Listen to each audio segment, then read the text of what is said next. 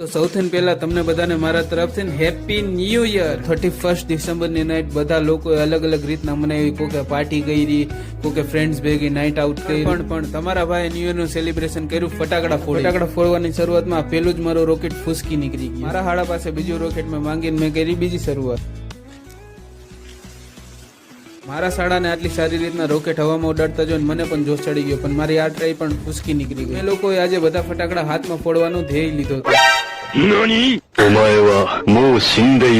જગ્યાએ તમારા હાડાને પણ મારી હવા લાગી ગઈ।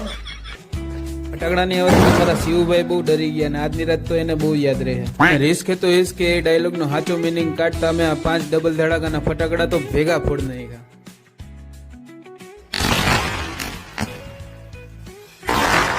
ખરેખર આ વર્ષ તો બહુ સરસ ગયું ને આ ન્યૂ યર ની સેલિબ્રેશનમાં તો બહુ મજા આવી। મારી ઈચ્છા છે કે તમારું પણ આગલું વર્ષ બહુ સરસ જાય। Happy birthday. ચાલો આ છેલ્લી ક્લિપ સાથે હું રજા લઉં છું અને તમારો બહુ બહુ ધન્યવાદ મને સપોર્ટ કરવા માટે।